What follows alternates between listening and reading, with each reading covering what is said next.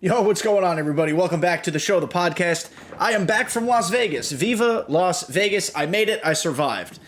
I'm not particularly shocked I survived. I'm pretty boring. I came home with nothing but sunburn and an empty wallet and less money in my bank account than when I started. So, buy the merch. Thank you. Yes, buy the merch, subscribe, like, Venmo me money. I don't know. Whatever you guys want to do, or nothing at all. I don't care. I'm just glad you're here listening. Today, got some stuff to talk about.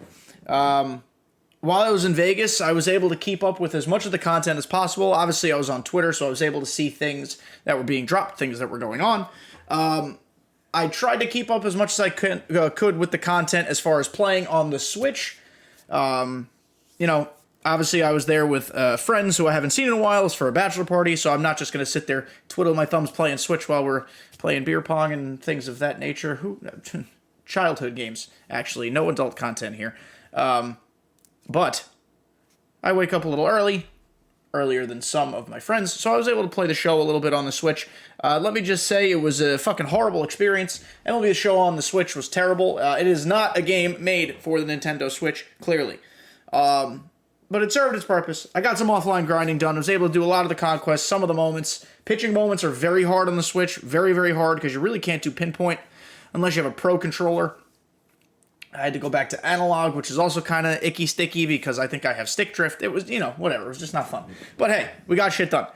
Today, we're going to talk about a variety of topics. We're not just going to talk about one overarching theme.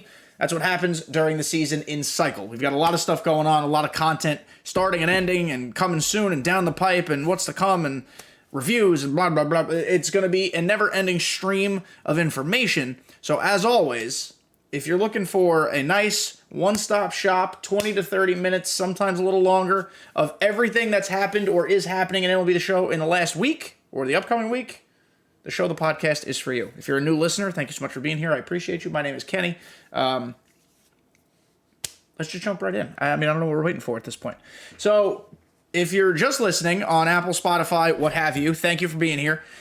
This episode is going to have a bit of a visual component on YouTube because we're going to be breaking down some stuff. We're going to be going through the calendar, which I will do my best to verbally explain. We're going to be going through the new Pitchers Playground event. That's going to be the last thing we do because I'm going to play that as we're talking about it. We're going to review the Moonshot Event, which featured very few moonshots. We're going to talk about the calendar, as I said, right on the screen right now. We're going to talk about the new program coming soon, which is also on the calendar. And a couple other things here and there. So we'll start, I think we should just start with the Moonshot Event. Let's review that. So the Moonshot Event, for the uninitiated, is typically the most anticipated event every year. They usually have it in like May or June, and they usually only have it once. This year they did it earlier, and they're going to do at least two. There might be a third, I don't know, but at least two. That's cool. The reward was a 90 overall Tim Salmon, who I actually have, so I might as well show you guys. I completed that event. So here's 90 Tim Salmon. Really good against lefties, at least for this point in the year. Not the worst against righties. His contact's good. Power's a little shy on 81. 60 in the field. Lord help you if you put him in right field. God help you if you put him in left field. 55 speed, 61 reaction. He's a train wreck. He is an utter disaster in the field. He is a bench bat if I've ever seen one. He's not on my bench just because I don't particularly love his swing, but that's a personal preference. If you like him, go ahead and use him. So he's not on my team. No shot. The Moonshot Event this year was boring. So let me explain why. People who are new to this podcast just from MLB The Show 22, just these last few weeks, you're all going to think I'm an overtly negative person. I'm not. When this game is playing well, I'll be the first to tell you. Where's the calendar? There it is. The problem is this game is not playing well. So I understand that the event calendar, so we should call it, is probably planned out months in advance. They probably already know what event they're going to run in October. Or at least some sort of semblance of an idea. So it was probably premeditated that they were going to drop a Moonshot Event this early. But given all of the problems with the hitting engine right now, dropping an offensive-heavy event this early, it just didn't jive. It didn't work well. Games were not high-scoring, at least the games I played in. And I got all the way to 30 wins. I think I got a lot of losses in this event, honestly. I think it was like 30 and 15, 30 and 20. So I played close to 50 games. Every ball is dead off the bat. And you're playing in Coors Field. It should not be like that. You're using, I don't know, 85 and up offensive players. Some people using golds. That's fine too. Those cards should still rake against commons, and nobody was. Maybe pitching's better. Maybe, but I don't think so. I think the Moonshot event this year was a letdown, at least so far. That's why I'm glad there will be at least one more. Maybe the hitting engine will be corrected or adjusted, or the game will just, I don't know, magically poof itself into a better game by the time that comes out. Because as it stands right now, I don't want another Moonshot event until this shit is fixed. Admittedly, I'm recording on Monday. It's about 8 o'clock at night. Nothing like leaving it to the last minute, Kenny. I think the game played okay today. I went 5-0 in ranked. Not bad. Scored 10 runs twice in those 5 games. Not bad. I just got up to Hall of Fame, so we'll see how that goes. I played a little bit of this new event, which we'll talk about, like I said, at the end. It's a dead ball event on purpose, so it's kind of hard to tell where offense is. Just some days or some hours, some time frames, this game plays phenomenal, and some days it's just utter horse shit on the streets of New York City. It kind of just is what it is. So Moonshot event, not quite an L, but also definitely not a dub. If I would grade it on like an academic A through F scale, I'd probably say it's a D, which for you might be an L. It was just not as fun as it has been in years past. I remember last year, there were fucking Nuki Dookies all over the yard. All over the yard. Plus, I mean, this is nitpicky, but like a Moonshot event, we're going to release Tim Salmon. We don't have like a cooler name or reward or like, why is that not like a 50 home run milestone card? I don't know. Maybe that would be too premature. Like that actually is probably a good chance to give us like a Juice Steve Finley or Luis Gonzalez had a 50 home run season. I don't know. Tim Salmon's not my cup of tea. Let's just look at this calendar now. Pitcher's Playground, as I said, at the end. Headliners Pack 8, Dennis Eckersley, new reliever. Need relievers at this point in the year. So that's pretty good. I mean, I guess we should just show them while we're here. Dennis Eckersley. It's actually really cheap right now. I might just snag him soon. Slider, sinker, four seam. The early cards of Eckersley almost always have 3 pitches. At some point, he'll be given a curveball, maybe a changeup. Glitchy delivery, 115 Ks per 9. Doesn't fucking mean a thing, but it's his biggest stat. The hits per 9 at 86 is kind of shitty, but I think his wonky delivery kind of makes up for that, if that makes sense. Pitch and clutch, no one quite knows what that means, except I think it helps with runners on base. I don't fucking know. 90 break is good, 70 velo is bad. Pitch control is immaculate with all his pitches, as you see above my head. 97 on the slider, and then perfect 99s on the four seam and sinker. Pitch break, yeesh. Okay, the sinker don't move a ton, slider don't move a lot, so maybe that pitch break's not as good as I thought. And velo, not a ton of separation. Good separation between four seam and slider. That sinker is a little too close to the four seamer for my liking. Not a terrible card. It's early in the year. If you get him, great. If you don't, I wouldn't go out of your way necessarily to purchase him. Next, we're going to skip something here. So on the bottom left of the calendar, you see the featured program and roster update. We're going to talk about that in just a moment. First, on Friday, April 29th is Friday. New uniform and Topps Now. So Topps Now, who gives a shit? Just do the 5 moments, get your cards, it's done. The new uniform. Investing this year is hard, guys. Investing in cards is hard. Even though the first roster update, real roster update with attribute upgrades of the season is Friday, you might be able to make some stubs there if you invested wisely. The best way to invest so far this season is to look for these new uniform programs. Excuse me. I yawned. Okay, what is it an episode without me yawning? So, the new Nike City Connect uniforms are coming on Friday for the Kansas City Royals. They released today, Monday, on Twitter. They're fucking fire. They look great. This has been the best way to make stubs. You got to sit on it a little bit, but it's been worth it. So, when the National City Connect dropped and the Astros City Connect dropped, The prices of the better silvers and golds of those teams fucking skyrocketed. Skyrocketed. I was pulling Joe Ross, like a 76 overall starting pitcher, out of packs and selling him for like 2,500 stubs. That is absurd. So, as you're listening to this on Tuesday, go start buying Royals cards.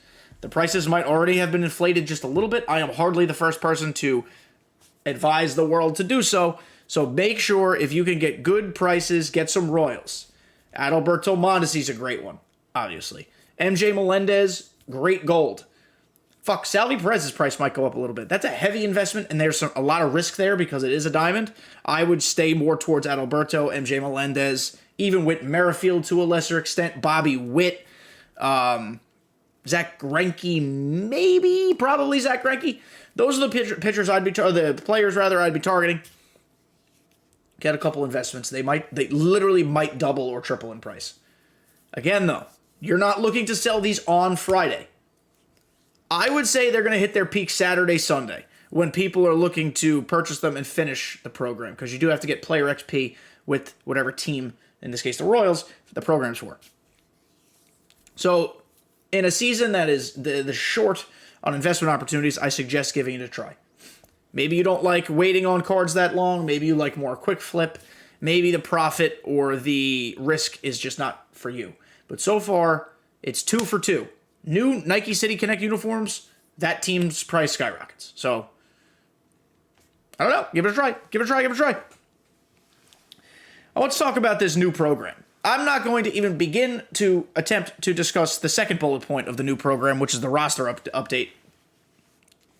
I know who's playing well in real life. Obviously, I pay attention, but with the way the market works this year, I need to see a roster update or two before I start making legit investments of my own. Because I am not looking to just pour stubs down the toilet. Stubs are already hard enough to come by. I finished the American League and I finished the Joe Mauer cover collection. Your boy's poor. So, as you can see, top left screen, 15,000 some odd stubs. It's going to be a hell of a time before I finish the NL.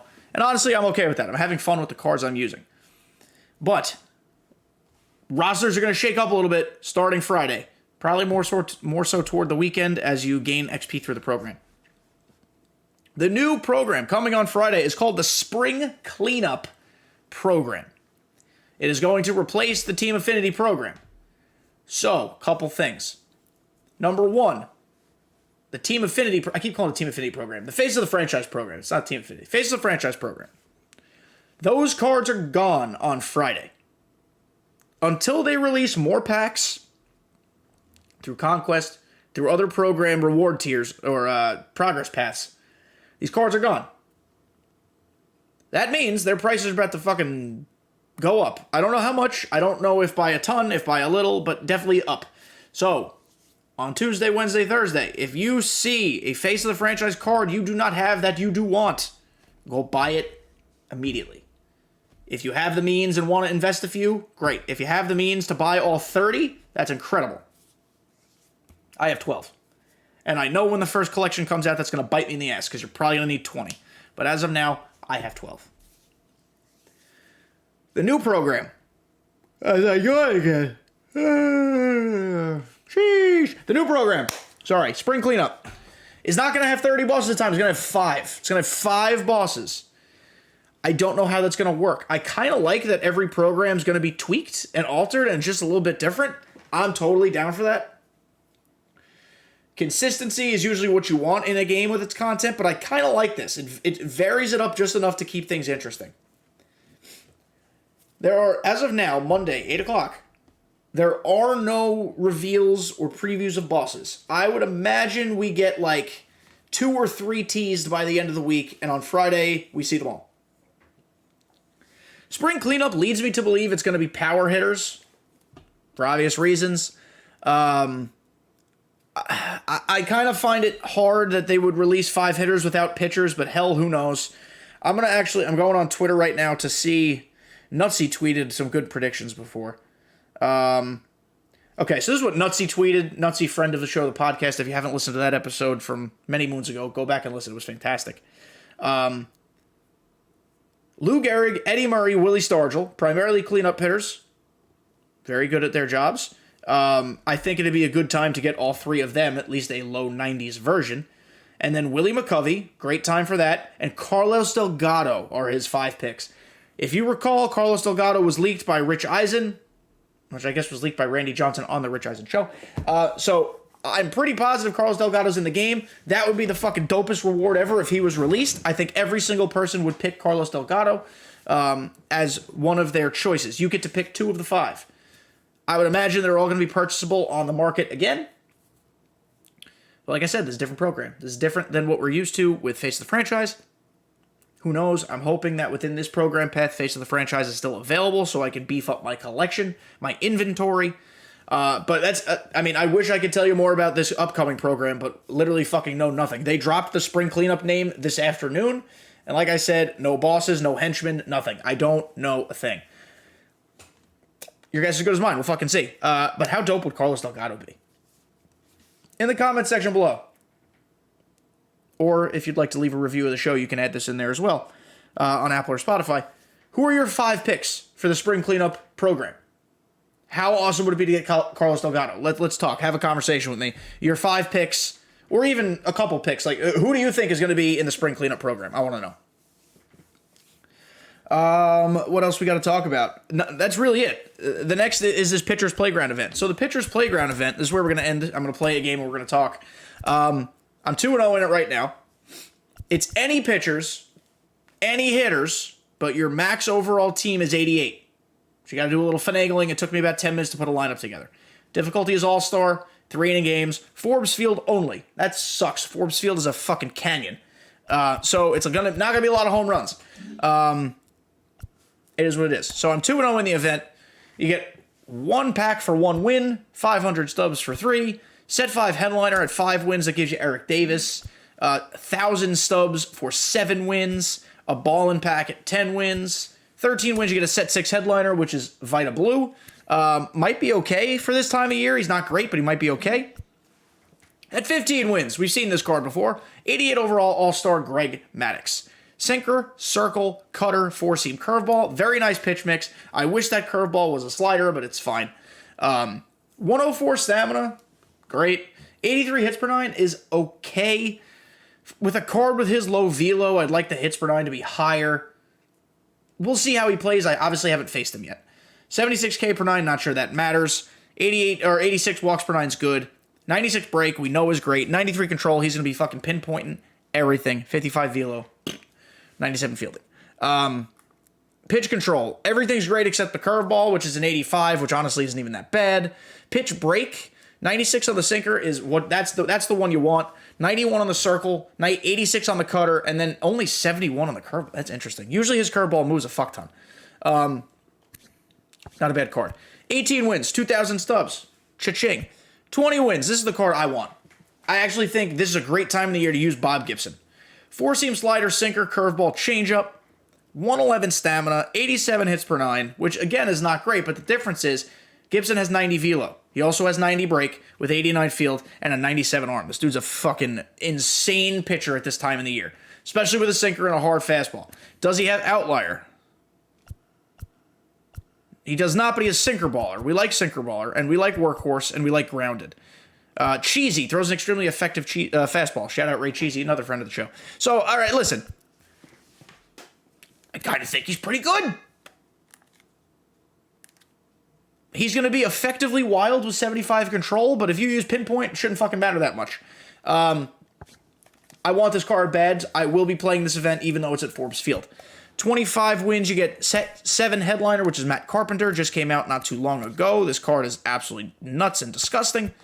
And then Big Dog 3 pack at the end. I actually pulled Christian Yelich out of the Big Dog 3 pack for finishing the Moonshot Event. Oh my God, he's really expensive right now. I might consider selling him. I have him as my starting left fielder right now, but I'm struggling with him. Let's go through. Let's go through what we have. Let's play a game. So the way to make this roster, people who are listening, it's going to be a little fucking frustrating to get down to an 88 overall. My method: 2 commons in the rotation, 3 commons in the bullpen, 3 commons on the bench, and then you might have to use a gold or 2 in your lineup and in your rotation. It works out. I promise it works out. Use the guys you want to parallel them, swap them out. I have a pet peeve for longtime listeners. You know this. If I see parallel 5 cards in an event, I fucking freak out. Like, oh, there you go. I'm playing P5 Patrick Corbin in the event. Patrick Corbin. Corbin Burns. I'm a dumbass. He doesn't need to be in the event. He's parallel 5 already. But it is what it is. All right, so as you can see, Forbes Field, a canyon, a wasteland for fly balls. I suggest you don't hit them, especially not to center field. You can hit it out to the corners, but center field is rough. As I swing at the first pitch, as I always do. The key to this, guys, in my opinion, if you're not just going to pick cards you're comfortable with, pick cards that can hit gaps with some speed. That was a great fucking pitch. That was a terrible at bat. Don't laugh at me. If you get guys who can run, you're hitting a lot of triples here. I've already hit, what did I play, 2 games? I've hit 2 triples, triple a game. So I suggest you try it. Lou Bob and Mike Trout are great at the top of the order. Brian Reynolds is good if you can squeeze him in. Acuna's great if you can get him in. Why am I... Hello? Hold on. We're going to hit this. There we go. Can we get that triple? Is that going to be the triple I just prophesized? Let it be the triple I just prophesized. Oh, fuck. I'm going for it. I'm going to be out. See? Got the triple I just prophesized. Yeah, so every year there's an event at Forbes Field. Every year. And it's horrible every year. A couple years ago, it was at least for Pee Wee Reese, which gave me... He done quit. He quit. Chat, we'll do it again.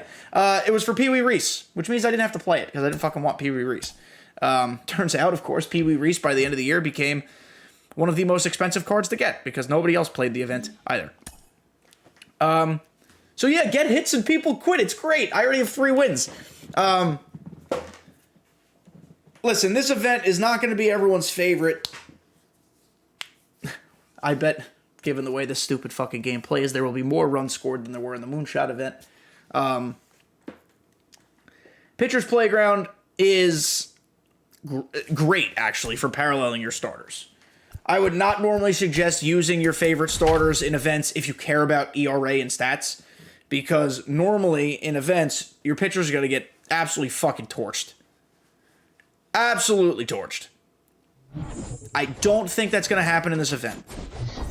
I think if you can pitch off the corners and induce weak fly balls, you're going to be a hero. That's why I have Signature Series Mike Messina as my go-to pitcher in this event, because first of all, he's nasty, but I pitch very effectively with him.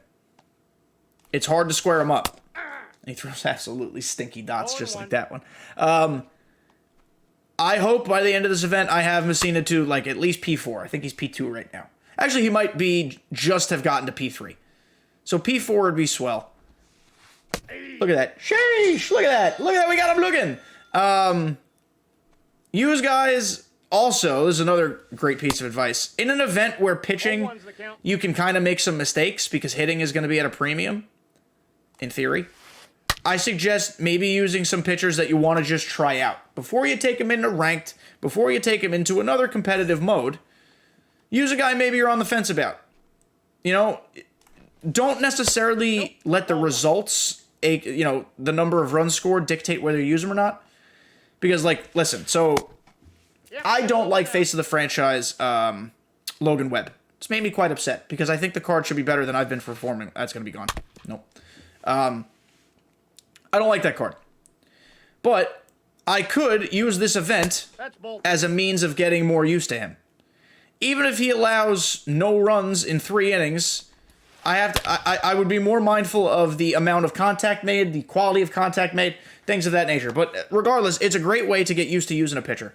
Or a great way to test out some new sequences or some new locations. Because more than likely, you're not going to be, butthole puckered tight thinking you're going to let up a home run every single pitch.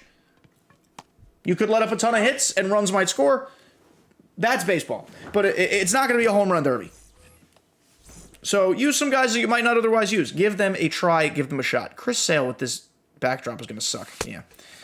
Another thing to be mindful of. Forbes Field has the worst batter's eye, one of the worst batter's eyes in this whole effing game.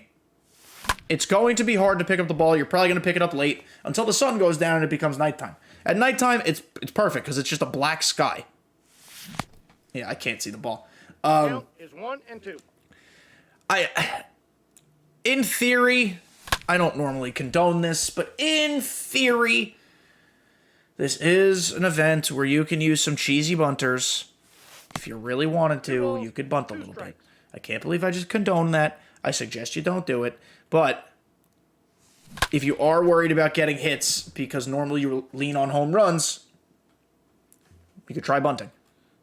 That would leave... Oh, Lou Bob, get down. Lou Bob, get... Nope, it's not getting down. That would leave guys like Byron Buxton, even Tim Locastro, guys of that ilk, especially with speed, would be worth you. Oh my God, Mike Trout just obliterated that shit. Oh my God, don't bunt, guys, don't bunt. I take it back. Mike Trout just hit a 436-foot, perfect home run. No, but I'm fucking with you. This is the type of event where you could... Oh my God, good swing, but it was an out. The type of event where you could fuck around a little bit. Take it seriously, though. Like, even if you're fucking around and getting used to using some cards, Greg Maddux might be pretty good on your team. Bob Gibson should definitely be good on your team. And if you get to 30 wins, you get that big dog 3-pack. And those packs have had some good cards so far this year.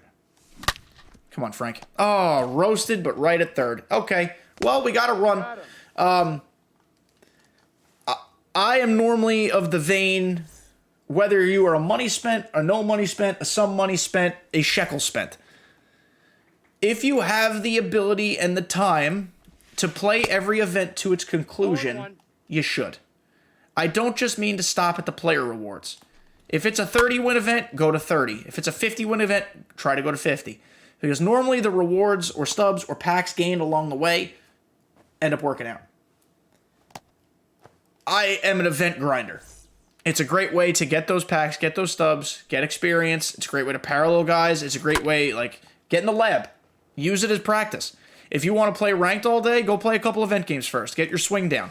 If you're slumping, if you're struggling, which I often am, go play events. It doesn't fucking matter if you lose there.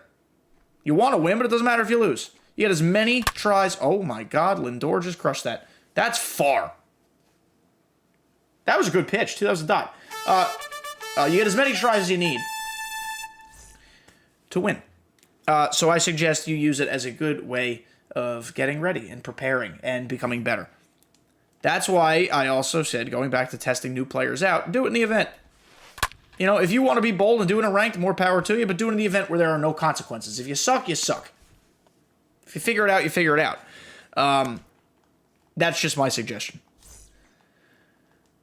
So, when it comes to events in general, we've now had 2 stadium locked in a row. We had the Moonshot event stadium locked at Coors, and then we had this event stadium locked at Forbes Field. I'm hoping we get fewer stadium locked ones moving forward. That's outside. I don't really like the stadium lock. It's cool that it levels the playing field, but I don't want to play in their shitty fields anymore. I wish Forbes Field and all other legend ballparks were just removed from the fucking game. Like, there will probably, aka definitely, at some point this year be an event at the Polo Grounds. And you talk about hell on earth and just blood all over the field. It's happening there. And the good thing is you don't even have to own, like, I don't own Forbes Field, so I guess that's kind of cool. I don't own it, but I can still play there for this event. At the same time, oh my God, this Christian Yelich I'm struggling with so hard. At the same time, I want to pick my own stadium. It's another good thing about events. I'm a huge events fan. If you haven't already been able to tell that, maybe not necessarily this one, but just as a practice, as a game mode. I'm a stan for events. I love quick 3-inning games. Sometimes you can use your God Squad. That's awesome. That's why we all grind for these cards, to use them. But it is also a fantastic opportunity. Oh, what did I swing at? It's a fantastic opportunity to use those new cards. Sometimes because you want to try them out, and sometimes because you have no choice but to use them, because it's a player-locked event, or a themed event. This one is not themed. You can use whoever the fuck you want. Good pitch. Chris Sale is my kryptonite, by the way. Any version of Chris Sale, you can almost guarantee I will not get hits. Oh, Joe Mauer. Joe Mauer will get a hit. This 96 Joe Mauer that I unlocked, I'm so happy I decided to do it sooner rather than later. This card is insanity. So good. And here, as you guys can see, if you're on YouTube, I'll explain if you're not. I have gold Justin Turner playing third base because of the overall cap. I hate him. I hate him a lot, but I'm going to figure it out. I'm going to get hits with him. Hopefully by the end of this event... Oh, fuck me. Get out of play, you slut. It didn't. It didn't! Hopefully by the end of this event, I'll have my dudes paralleled. I'll feel like I know how to hit again because I just don't. Hitting this year has been an enormous struggle for your boy. Some days were hot, like today. Some days were not, like just about every other day. Oh my god, Aaron Judge almost went yard. One out. The other thing we can start doing after this, during this, before this, in between this, is the BR program. Ron Santo looks like a pretty fun card to use. I had him in a BR run before. Pretty good swing. Nice attributes. Good positional flexibility.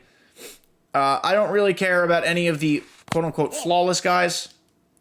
They kind of roll dookie, in my opinion. Especially Oral Hershiser looks terrible. Oh, I'm down 2-1. Okay. I didn't think that would happen. This guy's pretty good. That was an early swing. Okay. Early swing on a slider away. Make it make sense, chat. Frank. BR, this program actually lasts a little longer than the first BR program, so you don't really need to stress this one out. Oh my god, this guy's unconscious. It's 3-1, and it's all been home runs in an event that should have none. So, I'm concerned. I'm confused. I'm verklempt. I didn't want to have to use anybody other than Messina, but we might have to. Nope. Play BR and play events, guys. This year, just like last year, you don't necessarily need to be the most skilled player in the world to complete these rewards and complete these programs. You could just do it if you grind and you're patient. Take pitches, which I don't do, but take pitches. Be patient. Don't feel like if you're down 2-0, the game is over. You can always swing your way back into it. I promise that these are the game modes that are going to make you a better player. Could you get better playing ranked? Sure. But these are the type of modes that are going to make you better players, specifically events. This is where you're going to unlock something where you're like, wow, I didn't know Byron Buxton's swing was disgusting. He's now my favorite hitter to use. You find out in events. So take them seriously to the point where, you're really meticulously thinking about who's in your lineup. You're giving players different opportunities. I'm going to lose this game now, down 3-1. I'm sad. I'm sad on the inside. Come on, can we hit this, Ryan Howard? Nope. Take pitches, not like I just did. Swinging a fucking changeup below the zone. I am trash. Come on. I didn't swing? Oh, I checked. Wow, I did it. This Ryan Howard, by the way, chat, what do we think? Thoughts? I don't know if I love him yet. I want to love him. It's 2-1. Could have been 3-0. But his swing is a little different. Come on, get through the hole. Oh, I smoked. I wasn't even on it. I smoked it. Okay, 1 out. I didn't deserve a hit there. I'm hearing all these sounds in my headphones that I don't like. I think this guy's a troll. Oh my god. All right, perfect Lubob to dead center field. This is the problem with Forbes. Damn, that was like a 450-foot fly out to center field. Ah, that's the problem with Forbes Field, chat. Oh, nuts. All right. Well, I think we're down to our final out here. I mean, whatever. If we lose, we lose. It's the event. But that's what sucks about Forbes Field, man. That ball was roasty toasted. Can we get a hit? No. All right, 3 outs. Guys, that's the event. We kind of got a little rambly at the end here. I keep hearing these stupid sounds in my headphones from the guy's fucking stupid sounds he put into his stadium. Play the event. Tons of new content coming this week. We're going to talk about everything new, all the surprises, everything that gets dropped. We're going to talk about in the next episode. Until then, may your PCIs be true. May your eye at the plate be immaculate. And may your pinpoint be icky sticky. I don't know. Thank you guys for listening. Enjoy the event. Let me know in the comments who you think is going to be the next boss or next set of bosses. Like, subscribe, retweet, review, kiss my ass. I don't know, all the things. Thank you so much.